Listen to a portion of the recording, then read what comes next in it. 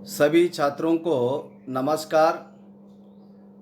आज हम सामाजिक अध्ययन के अंतर्गत कक्षा 8वीं का अध्ययन 9वां नागरिक शास्त्र का जन सुविधाएं यानी पब्लिक फैसिलिटी भाग 1 के बारे में हम जानकारी लेंगे। जैसा आप ये चित्र में देखिए, यहाँ पर पानी के बर्तन आपको प्लास्टिक के यहाँ लगे हुए दिखाई दे रहे हैं और लोग पानी का प्रतीक्षा कर रहे हैं, पानी कब आ रहा है। अब सरकार के द्वारा इस तरह की पब्लिक फैसिलिटी या जन सुविधाएं मिलती है, जैसा कि बैंकिंग है, शिक्षा, पार्स, ट्रांसपोर्ट, वाटर, रोड, स्वास्थ्य, पोस्ट ऑफिस, इस तरह की सुविधाएं मिलती है। उसमें जैसा हम उदाहरण इस अध्याय में पानी के संदर्भ में ले रहे हैं। इस अध्याय में पानी को अहम उदाहरण के रूप में हमने लिया है। जन सुविधाओं का मतलब क्या है और ये सुविधाएं मुहैया कराने और उनकी जिम्मेदारी उठाने में सरकार को अहम भूमिका निभाने की जरूरत क्यों होती है। पानी की समान उपलब्धता, उसकी सस्ती लागत और गुणवत्ता का सवाल जन सुविधाओं से जुड़े मुद्दों में काफ़ी महत्वपूर्ण है। जन सुविधाओं के विषय में सरकार की भूमिका तथा मौजूदा असमान वितरण दोनों को एक दूसरों से अलग कर ले तो बेहतर होगा। इसका मतलब यह है कि लोगों को अलग अलग मात्रा में पानी मिल रहा है। अभी इस तरह का उदाहरण हम आगे के चित्रों के जरिए आपको समझाने की कोशिश करेंगे, लेकिन इसके आधार पर यह मान लेना ठीक नहीं होगा कि सरकार जन सुविधाओं कराने में सक्षम नहीं है। तो इस तरह आप इस चित्र में आप देख रहे हैं कि काफ़ी यह गांव के लोग इकट्ठा पानी की प्रतीक्षा में यहाँ खड़े हैं और उनके यहाँ बर्तन रखे हुए हैं। इसी तरह हम इस उदाहरण को समझने की हम कोशिश करेंगे।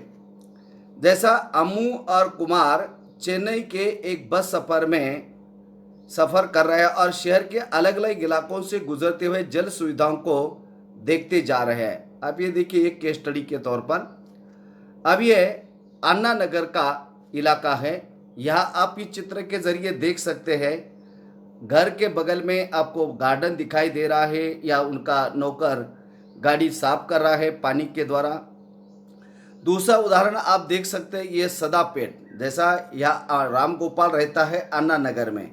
आपको समझाने के लिए यह नाम याद रखना ज़रूरी है। जैसा कि अन्ना नगर में राम गोपाल रहते हैं, सदापेट में पद्मा रहती हैं और यहाँ भी बोरवेल से पानी उनको आता है और बहुत कम समय यानी 20 मिनट के आसपास। उसके बारे में हम डिटेल जानकारी लेंगे।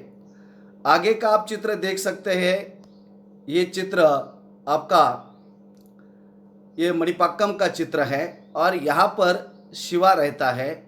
यहाँ पर पानी की बोतल यहाँ रखी हुई आपको दिखाई दे रही हैं, यहाँ देख सकते हैं आप। और ये मैलापुर जहाँ पर सुब्रमण्यम रहते हैं और यहाँ मणिपक्कम में शिवा रहते हैं। अब यहाँ पर पानी के टैंकर के जरिए सुब्रमण्यम के क्षेत्र जहाँ वो रहते हैं मैलापुर, वहाँ पानी आ रहा है। तो इस तरह का ये 4 जगह के विभिन्न चेन्नई के क्षेत्र के बारे में पानी के बारे में हमने देखा कि पानी की स्थिति क्या है। अब यहाँ पर चेन्नई के लोग और पानी, इसके बारे में हम विस्तृत जानकारी लेंगे। अब पहला क्षेत्र अन्ना नगर, जहाँ राम गोपाल का घर है। राम गोपाल जैसे अलापसर चेन्नई के अन्ना नगर में रहते हैं। अब यहाँ आप देख सकते हैं राम गोपाल या चेन्नई में जो अन्ना नगर का इलाका है वहाँ रहते हैं और वहाँ पर भरपूर पानी के छिड़काव के कारण हरे भरे बगीचे वाला आकर्षक क्षेत्र या इलाका आपको मिलता है। यहाँ के नलों में 24 घंटे पानी रहता है, यानी पानी की किसी तरह की कोई किल्लत यहाँ पर नहीं है, कमी नहीं है। जब पानी की आपूर्ति कम होती है तो श्री राम गोपाल ये नगर जल निगम में से परिचित किसी बड़े अफसर से ये फोन पर बात करके अपने यहाँ पर पानी को मंगाते हैं और उनके यहाँ पानी के जरिए पानी आता है। इसका मतलब अन्ना नगर जहाँ पर राम गोपाल रहते हैं उस इलाके में पानी की कोई कमी नहीं है। और यदि पानी कमी भी होती है तो ऐसे समय पर वह टैंकर के ज़रिए अपनी पानी की कमी को वो पूरा कर लेते हैं। अब दूसरा जो क्षेत्र है चेन्नई का मैलापुर। अब यह मैलापुर में सुब्रमण्यम का अपार्टमेंट है। अभी आप यह देखिए, शहर के ज़्यादातर इलाकों की तरह मैलापुर में भी पानी की कमी है। जैसा बाकी और दो क्षेत्र भी हम देखेंगे, लेकिन हमने अन्ना नगर का जो क्षेत्र देखा वहाँ पर कोई पानी की कमी नहीं है, लेकिन यह मैलापुर में पानी की कमी है। यहाँ नगरपालिका 2 दिन में एक बार पानी उपलब्ध कराती है, मतलब नगरपालिका के ज़रिए इनको 2 दिन में एक बार इनको पानी आता है। इसका मतलब मैलापुर में भी पानी की कमी है। कुछ लोगों की ज़रूरतें निजी बोरवेल से पानी की पूरी की जाती है, पानी की कमी को, लेकिन बोरवेल का पानी खारा है। लोग उसे शौचालय और साफ सफाई के लिए उपयोग करते हैं। 2 दिन में पानी आता है, लेकिन उनके पास बोरवेल है, उसका पानी खारा है, तो अन्य कामों के लिए उसका वो उपयोग करते हैं। और यदि पानी इनके पास नहीं भी रहता है तो ऐसे समय पर वो टैंकरों से पानी खरीदते हैं। सुब्रमण्यम टैंकर के लिए महीने में 500 से 600 रुपये खर्च करते हैं। पीने के पानी के लिए लोगों ने घरों में जल शोधन उपकरण लगाए हैं, जिससे पानी की टंकी के जरिए उस उपकरण में पानी आता और घर में पानी शुद्ध होता है। तो इस तरह आपके घर में भी अपने ये आरओ मशीन लगाई होगी, तो उससे इनको पानी का थोड़ा सा इतनी ज़्यादा इनको कमी नहीं है मैलापुर में। आगे वाला हम देखेंगे मणिपक्कम का, जहाँ पर शिवा का घर है। जैसा कि पहले वाले चित्र में हमने देखा कि उनके घर में पानी की बोतल आपको दिखाई दे रही थी। अब यहाँ पर मणिपक्कम में एक मकान में शिवा पहली मंजिल में किराए पर रहते हैं। उसे 4 दिन में एक बार पानी आता है। अभी मैलापुर में हमने देखा, जहाँ पर आपका सुब्रमण्यम के घर में 2 दिन के बाद नगर निगम का पानी आता है। अब यहाँ पर 4 दिन के बाद एक बार पानी आता है।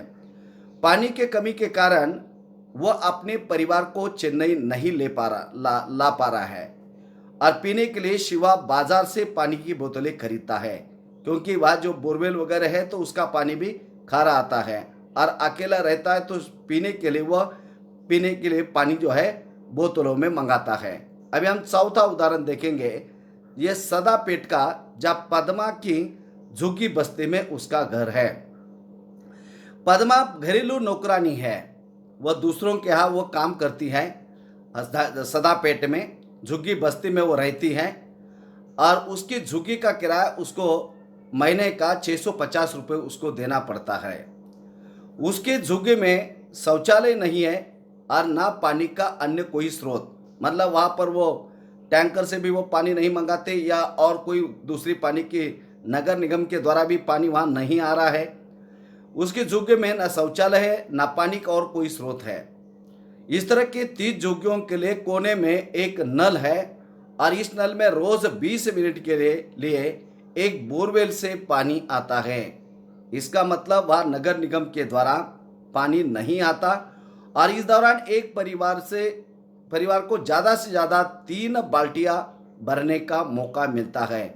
साधारण तो आप देखिए एक बकेट में 1520 लीटर पानी आता है, और यदि परिवार में 2-4 सदस्य भी है तो उनको 3 बाल्टी जो पानी है उसमें उनका खाना या बर्तन धोना, कपड़े धोना, स्नान करना, शौचालय के लिए पानी, तो ये 3 बकेट पानी उनको कैसा उस परिवार को पूरेगा।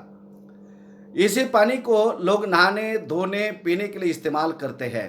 गर्मियों में पानी इतना कम हो जाता है कि कई परिवारों को पानी नहीं मिलता, और गर्मी के समय जो टैंकर आता है उसका घंटों उनको इंतजार करना पड़ता है। तो चारों ही स्थितियों के बारे में हमने देखा कि पानी की काफ़ी किल्लत है। एक अन्ना नगर का क्षेत्र छोड़ दिया तो पानी की यहाँ काफ़ी कमी हमको मिलती है। अभी हम दूसरा उदाहरण हम देखते हैं। यहाँ पर आप देख सकते, यहाँ पानी आ रहा है और कुछ महिलाएं यहाँ पानी भर रही हैं, और यहाँ उनके बर्तन यहाँ रखे हुए हैं। अब यहाँ पर कुछ हम आपको प्रश्न पूछेंगे। आपने ऊपर उल्लेखित जो 4 स्थितियों के बारे में देखा, तो इसमें अब आप देखिए कि चेन्नई में पानी की स्थिति कैसी है। अभी आप देखिए चेन्नई में पानी की किल्लत काफ़ी ज़्यादा है। थोड़ा सा एक अन्ना नगर का इलाका छोड़कर बाकी जगह पर पानी की काफ़ी कमी है और स्थिति भी ठीक पानी की नहीं है। अन्ना नगर में पानी नियमित आता है, लेकिन मैलापुर, मणिपाक्कम और सदापेट जैसे इलाकों में पानी की स्थिति अत्यंत खराब है। जैसा कि हमने देखा, मैलापुर में 2 दिन में पानी आता है, मणिपाक्कम में 4 दिन के बाद आता है और पद्मा जा रहती है सदापेट में, वहाँ पर पानी नगर निगम का नहीं आता और एक बोरवेल से लगभग 20 मिनट तक पानी आता है। तो पानी की स्थिति या किल्लत काफ़ी बहुत ज़्यादा है। तो अभी हमने पहले स्थितियों के बारे में देखा। दूसरा, उपरोक्त वर्णन में से घरेलू इस्तेमाल के विभिन्न जल स्रोतों को चुने। जैसा कि अभी आप देखा, यहाँ पर नगर निगम का पानी आता है, बोरवेल का पानी आता है और पानी जैसा सिवा जैसा पानी की खरीदी हुई बोतल पीने के लिए पानी का उसका उपयोग करता है। और जैसा कि पानी की बहुत ज़्यादा किल्लत है, ऐसे समय पर टैंकर के द्वारा पानी मंगाया जाता है। तो इस तरह जल स्रोत यहाँ के। आपकी राय में सुब्रमण्यम और पद्मा के अनुभव में क्या समानता और क्या अंतर आपको दिखाई देता है? अभी आप देखिए, उसमें सुब्रमण्यम समानता हम देखेंगे। सुब्रमण्यम, शिवा और पद्मा तीनों ही पानी की कमी का सामना कर रहे हैं। सुब्रमण्यम और पद्मा को बोरवेल से पानी आ रहा है। सुब्रमण्यम, शिवा ये दोनों ही पानी खरीदते हैं। जैसा भी हमने देखा, सुब्रमण्यम उनको भी जो पानी काफ़ी कम आता है, 2-4 दिन के बाद एक बार पानी आता है और बोरवेल के पानी का शौचालय और अन्य कामों के लिए उपयोग करते हैं। सुब्रमण्यम के हाथ टैंकर जब पानी नहीं आता है तो टैंकर के ज़रिए, शिवा जो है पानी की बोतल लेता है और ये सभी लोग पानी खरीदते हैं। इसका मतलब पानी की स्थिति काफ़ी गंभीर है। अब यहाँ पर असमानता क्या है? राम गोपाल अन्ना नगर में रहता है, वहाँ 24 घंटे पानी आता है, जो कि पद्मा झुग्गी झोपड़ी में सदापेट में रहती हैं, वहाँ पर बोरवेल का 20 मिनट के लिए पानी आता है। तो इससे आपको समझ में आ रहा होगा कि स्थिति काफ़ी गंभीर है। अब जैसा कि हम चौथा जो प्रश्न है, अपने इलाके में जलापूर्ति की स्थिति का वर्णन करते हुए जैसा कि आप उसकी जानकारी लिख सकते हैं। अक्सर आपने देखा होगा कि पानी की स्थिति भारत में ग्रामीण क्षेत्र हो, शहरी क्षेत्र हो, काफ़ी किल्लत का लोगों को सामना करना पड़ता है और गर्मी के समय तो पानी की और समस्या आती है। जैसा कि ग्रामीण क्षेत्र में आप यदि रहते हैं तो आपने देखा होगा कि लोग सर पर पानी 1-1, 2-2 किलोमीटर से ले आते हैं या टैंकर के ज़रिए उनको पानी मिलता है या किसी कुएं में पानी छोड़ा जाता है, उससे वह पानी लेके आते हैं। तो पानी की स्थिति काफ़ी गंभीर है। इस तरह शहरों का भी आपने उदाहरण देखा होगा, 2 दिन 3 दिन के बाद एक बार पानी कुछ समय के लिए आता है। तो पानी का ग्रामीण क्षेत्र हो या शहरी क्षेत्र हो, पानी की स्थिति का सामना लोगों को करना पड़ता है। जैसा कि आप देखेंगे, देश के ज़्यादातर स्थानों पर गाँव में पानी बूंद बूंद क्यों आने लगता है? अभी आपको ये पता है कि गर्मी के समय में अक्सर पानी की समस्या का सामना हम सभी लोगों को करना पड़ता है, क्योंकि जो तालाब है उसका पानी कम हो जाता है। हमारे पास जो जितनी जनसंख्या ज़्यादा अधिकतर बढ़ रही है, उतनी जनसंख्या के पीने के लिए जैसा कि तालाब है या बांध है, उनका निर्माण करना आवश्यक है या अनावश्यक पानी का हमने इस्तेमाल नहीं करना चाहिए, ताकि पानी ये सभी को मिले। और यदि पानी का सही तरीके से नियोजन हो और उसमें आपका योगदान पानी बचाव के लिए अच्छी तरह से होगा और पानी का सही इस्तेमाल आप करेंगे, तो पानी की समस्या खत्म हो सकती है। तो इसलिए गर्मी के समय में गर्मी के समय में आपको पानी बूंद बूंद से आता है। तो इस तरह जो है चर्चा आपके इसमें दी है। क्या चेन्नई में सभी के लिए पानी का संकट है? क्या आप बता सकते हैं कि अलग अलग लोगों को अलग अलग मात्रा में पानी क्यों मिलता है? तो आप वो कारण मालूम है, जैसा कि अन्ना नगर में राम गोपाल रहते हैं तो उनके पास पानी की कमी नहीं, 24 घंटे पानी होता है, और पानी की कमी पड़ती है तो अलापसर उनके परिचित है, उनको फ़ोन करते हैं तो टैंकर आ जाता है। पद्मा के यहाँ वह गरीब झोपड़ी में रहते हैं, आर्थिक स्थिति उसकी अच्छी नहीं है, और इसलिए वह पानी जो 20 मिनट पानी आता है बोरवेल का, उसी से अपना काम उस पर निपटाते हैं। तो इसी तरह पैसे की कमी है, या फिर हम यही कह सकते हैं कि पानी की कमी हर जगह पर है लेकिन कुछ जगह पर नहीं है। आगे आप देखिएगा जीवन के अधिकार के रूप में पानी। अभी आप देखिए जीवन और स्वास्थ्य के लिए पानी आवश्यक है। हम जैसा कहते हैं कि पानी के बगैर मनुष्य का जीवन नहीं है, और पानी आपके वनस्पति, पेड़ पौधे, इवन आपके सभी जीव जंतुओं के लिए पानी की आवश्यकता है। न केवल ये हमारी दैनिक जरूरतों को पूरा करने के लिए आवश्यक है, बल्कि पीने का साफ पानी होने से होने वाली बीमारियों से हम बच सकते हैं। जैसा कि जो गंदा पानी आता है सब, तो पानी से हैजा, पेचिस, मलेरिया जैसी बीमारी होती है, तो पानी हमको शुद्ध पानी मिलना ज़रूरी है।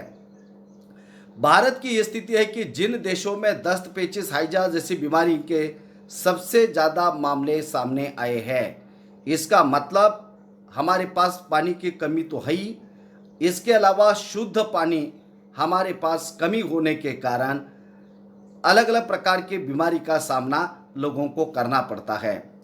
पानी से संबंधित बीमारियों के कारण हर रोज हमको 16 से ज़्यादा लोग मरते हैं। उनमें 5 साल के उम्र से कम बच्चों के उसमें मृत्यु ज़्यादातर होती है, और इसके बारे में हमने थोड़ा सतर्क होना बहुत ज़रूरी है। अगर लोगों के पास पीने का पानी सहज रूप से उपलब्ध हो तो इस तरह के मौतों को रोका जा सकता है। मतलब हमारी पहुंच शुद्ध पानी हमको मिलना चाहिए, ये सबसे इम्पोर्टेंट है। और पानी और स्वास्थ्य इसका एक दूसरों के साथ संबंध है। जैसा कि पानी का अधिकार जीवन का अधिकार है। भारतीय संविधान के अनुच्छेद 21 के अंतर्गत पानी के अधिकार को जीवन के अधिकार का हिस्सा मान लिया गया है। अभी आप देखते हैं कि ये सबसे हर व्यक्ति को पानी मिलना चाहिए, क्योंकि ये जीवन का अधिकार में आता है। जैसा हर इंसान को खाना मिलना चाहिए, ये वो जीवन के अधिकार में आता है, तो इस तरह पानी भी है। इसका मतलब यह है कि अमीर गरीब हर व्यक्ति का यह अधिकार है, उसे सस्ती कीमत पर दैनिक जरूरतों को पूरा करने के लिए पर्याप्त मात्रा में पानी मिले। अब जैसा कि पानी का उपयोग आप सभी को पता है, कपड़े धोने के लिए, खाना बनाने के लिए, बर्तन धोने के लिए, पेड़ पौधों के लिए पानी आवश्यक होता है। तो यह पानी की पहुंच, यह सार्वभौमिक पहुंच होनी चाहिए। दूसरे शब्दों में हम ये कह सकते हैं, पानी यह सबको मिलना चाहिए, उसमें कोई गरीब और अमीर इस तरह का भेदाभेद नहीं होता, नहीं होना चाहिए, क्योंकि पानी ये जीवन है। जैसा कि आप देखिए यहाँ पर पानी की किल्लत है। एक आपको दिल्ली जल निगम का एक टैंकर का एक आपको चित्र दिखाई दे रहा है, और ये व्यक्ति यहाँ से ये टैंकर के जरिए जो पानी आ रहा है वह भर रहा है। तो पानी की कमी का संकट का सामना हर व्यक्ति को करना पड़ रहा है। आगे आप देखिए सुरक्षित पेयजल का अधिकार, ये एक आपका फंडामेंटल राइट्स यानी मौलिक अधिकारों में से एक है। मतलब आपको प्योर शुद्ध वाटर आपको मिलना चाहिए, आपका राइट है। उच्च न्यायालय और सर्वोच्च न्यायालय ने कई मुकदमों में यह कहा है कि सुरक्षित पेयजल का अधिकार भी मौलिक अधिकारों में से एक है। अभी आप लोग जानते हैं कितने बच्चों के घर में आपको सुरक्षित पेयजल मिलता है, प्योर वाटर मिलता है, कितने बच्चों के घर में आरओ लगा हुआ है।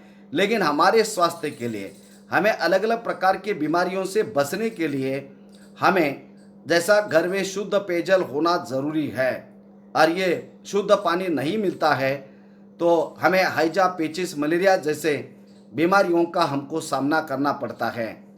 कुछ दिन पहले 2007 में आंध्र प्रदेश उच्च न्यायालय ने पानी में गंदगी के सवाल पर महबूबनगर जिले के एक किसान द्वारा लिखे गए पत्र के आधार पर चली सुनवाई में इस बात को फिर दोहराया है। पत्र भेजने वाले किसान की शिकायत थी कि एक कपड़ा बनाने वाली कंपनी गांव के पास स्थित जलधारा में विषैले रसायन छोड़ रही है। अभी आप लोग अक्सर देखते हैं हमारे देश के अंदर, हमारा देश विकसनशील है, या ग्रामीण क्षेत्र में या शहरी क्षेत्र में अलग अलग प्रकार के उद्योग धंधे स्थापित हो रहे, उनकी भी हमें आवश्यकता है, क्योंकि जितने ज़्यादा उद्योग स्थापित देश के अंदर होंगे उतने ज़्यादा लोगों को रोजगार मुहैया होगा और हमारे देश का पैसा हमारे देश में रहेगा। लेकिन इसका मतलब ये नहीं कि हम पर्यावरण के साथ उसको छेड़छाड़ करें। अब यह जैसा कि कपड़ा बनाने वाले कंपनी गांव के पास स्थित जलधारा में विषैले रसायन को छोड़ रही थी और जिसके कारण पानी प्रदूषित हो रहा था, जो कि सिंचाई और पीने का ये पानी का वो स्रोत था। इस मुकदमे के आधार पर न्यायाधीशों ने महबूबनगर के जिला कलेक्टर को आदेश दिया कि वह गांव के प्रत्येक व्यक्ति को हर रोज 25 लीटर पानी उपलब्ध कराए। मतलब जैसा कि हमने देखा, संविधान के अनुच्छेद 21 के तहत हर व्यक्ति को पानी का अधिकार है। तो जब यह पानी खराब आ रहा था तो उन्होंने कहा कि हर व्यक्ति को 25 लीटर पानी सरकार ने मुहैया करना चाहिए, जो इस तरह का उन्होंने आदेश दिया। अब ये आदेश का परिणाम कि उनको जो है पानी देना पड़ा, इसका मतलब पानी की पहुंच हर व्यक्ति की होनी चाहिए, हर व्यक्ति को पानी शुद्ध मिलना चाहिए। यदि कहीं किसी क्षेत्र में इस तरह का पीने के पानी और आपके खेती को देने वाले पानी में किसी कंपनी के विषैले रसायन को छोड़ा जाता है, वह प्रदूषित करता है, तो ऐसी चीज़ों को हमने आगे आकर उस चीज़ को रोकना चाहिए और सभी को पानी, स्वच्छ पेयजल मिलना चाहिए। ये आपका सभी का अधिकार है। अभी आप यहाँ देख सकते हैं, संयुक्त राष्ट्र संघ 2002 में पानी के अधिकार के बारे में क्या कह रहे हैं। जल अधिकार का मतलब है कि प्रत्येक व्यक्ति को व्यक्तिगत और घरेलू इस्तेमाल के लिए पर्याप्त, सुरक्षित, स्वीकार्य, भौतिक रूप से पहुंच के भीतर और सस्ती दर पर पानी मिलना चाहिए। अभी आप लोग देख सकते हैं कि आज भी हमारे देश के लोगों के पास, सभी के पास स्वच्छ पेयजल नहीं मिल रहा है। तो हमने एक कोशिश करनी चाहिए, जैसा कि हमने 1600 से ज़्यादा बच्चे मर रहे हैं जो 5 साल के अंदर के हैं। तो क्यों मर रहे हैं? क्योंकि उनको शुद्ध पेयजल नहीं मिल रहा है। और आपको हमारा भी आगे आकर हमारा भी यह कार्य है, हमने भी जहाँ पर आपको कोई प्रदूषित पानी कोई कर रहा है तो उसको रोकना चाहिए। हमने ज़्यादा से ज़्यादा शुद्ध पेयजल का पीने के लिए इस्तेमाल करना चाहिए और घरेलू काम के जो जैसा हम पानी का इस्तेमाल करते हैं, बर्तन धोने के बाद उस पानी का दूसरे, जैसा कि पेड़ पौधों को डालने के लिए उस पानी का उपयोग करना चाहिए। तो हमने भी जो बेकार में, जैसा कि नल चल रहा है खुले में किसी ने छोड़ दिया है, तो नलों को बंद करना चाहिए। ये हमारा सबका यह कर्तव्य है। तो इसी तरह संयुक्त राष्ट्र संघ का भी कहना है कि जल अधिकार का मतलब है, मतलब आपका वाटर राइट, जो उसमें प्रत्येक व्यक्ति को व्यक्तिगत और घरेलू इस्तेमाल के लिए पर्याप्त, सुरक्षित, पर्याप्त यानी भरपूर, सुरक्षित, स्वीकार्य, भौतिक रूप से पहुंच के भीतर और सस्ती दरों पर पानी मिलना चाहिए। तो इससे आप ये सबक लेना चाहिए कि हमको कहीं हमारे क्षेत्र में कोई पानी को प्रदूषित कर रहा है तो उसको रोकना चाहिए। कहीं खुले में नल किसी ने छोड़ दिया है तो उस नल को हमने अपनी पर्सनल जिम्मेदारी समझकर हमने उसको रोकना चाहिए और ज़्यादा से ज़्यादा शुद्ध पेयजल पीना चाहिए। इस तरह हमारा भाग एक ख़त्म होता है। तो धन्यवाद।